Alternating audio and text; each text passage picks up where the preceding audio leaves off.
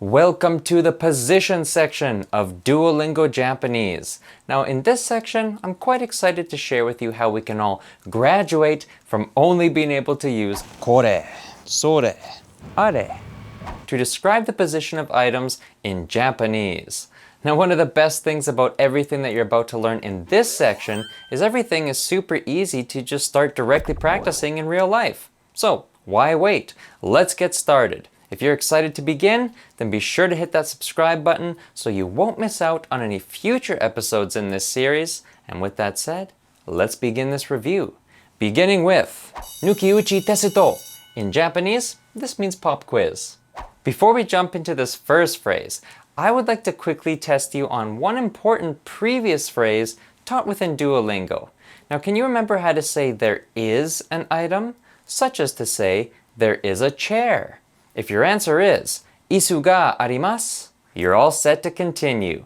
Remember, arimasu is the verb meaning to be or there is. Now this phrase will become our building block for most of what follows in this section, so I wanted to ensure that you understand it. Understand? Good.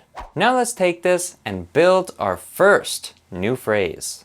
So rather than just stating there is a chair, let's modify this sentence to state where the chair is. So to accomplish this, simply add the position of the object between the main subject isu, meaning chair, and the following verb arimasu, meaning there is.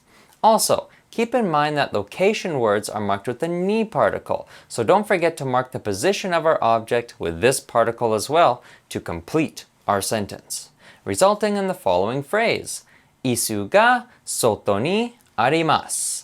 On a side note, I wanted to mention that when stating the position of an item, there's a new layer of understanding to be understood between imasu and arimasu. I'll let Chisa explain this one. Yeah, so arimasu is used to always for non-living things or non-moving things.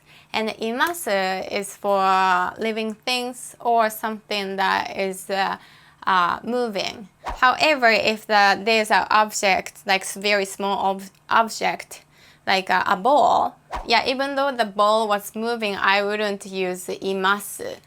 But then like something bigger, like a bus, vehicles that needs to have driver, I would use imasu.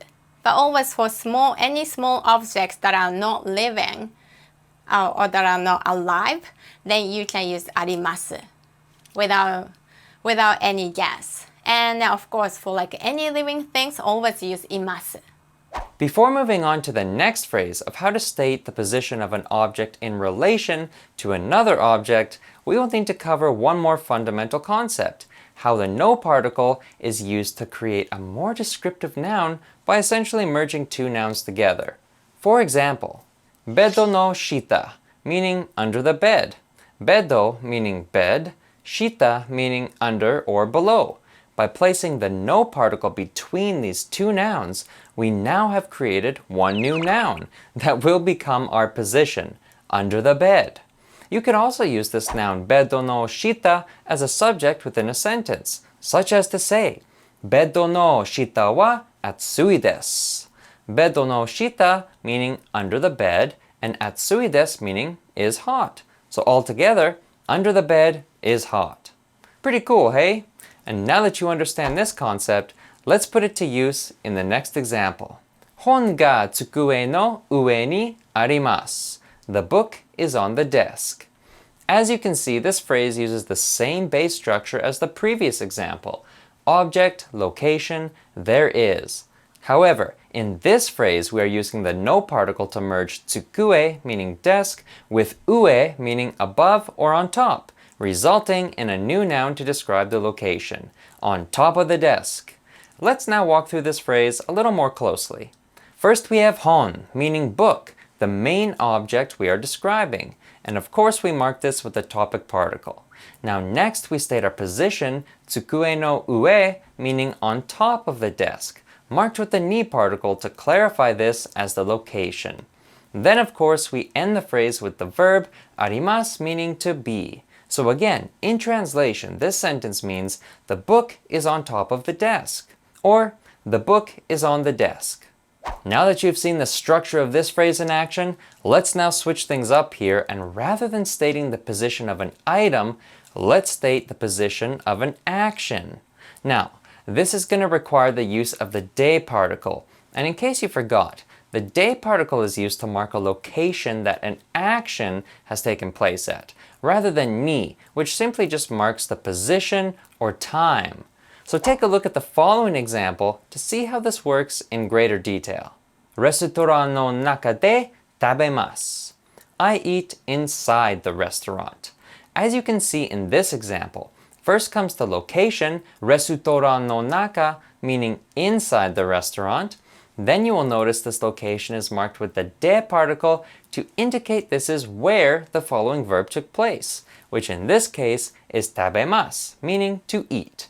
So in conclusion, inside the restaurant is where I eat.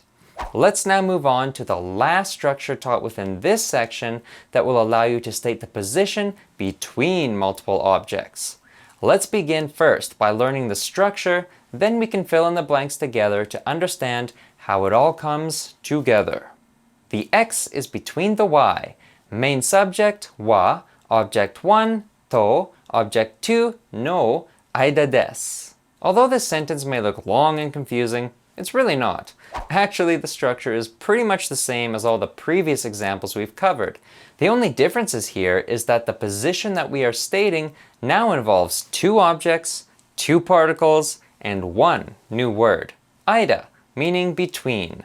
Let's now dig deeper into this one and see how we can transform this structure into a phrase, beginning with our main subject. For this example, let's use hon as our main subject, meaning book. And what do we do with our main subject in a sentence? Mark it with the wa or the ga particle, of course. Moving on to state the position of this book, we now have to begin by defining the two objects that this book will be between. Let's say a chair, isu, and a table, teiburu. Now notice how between these two objects the to particle is used. So in result, this means isu and teiburu, chair and table. Now following these objects, we now will use the no particle to combine these objects with the position aida, meaning between, creating our whole new noun to describe the position, meaning between the chair and table. Now comes the easy part, des, our classic sentence ender used to make a statement, politely of course. So again, this entire phrase, hon wa isu to teiburu no aida desu, means the book is between the chair and table. Before we complete this review, I wanted to quickly ask Chisa a few questions on some tricky vocabulary included within this section. Now, it's rare to be confused with something as simple as vocabulary, but to me personally, in this section, some things just did not make sense. Like the following. I noticed in this section that some positional words had to combined together without using the no particle. How does this work? Well, I think 左下or 右下, it's more kind of like shorter word by omitting no particle. Just to say the book is bottom left of the chair, it will be 本が椅子の左下にあります. But at the same time, you could also say 本が椅子の左の下にあります. So, you know, like you could put no between 左 and 下. However, you also heard too many no's, like 椅子の左の下. So like maybe like it's a little too much no. That's why 左下, like the left and bottom are put together with a no particle. Just my assumption.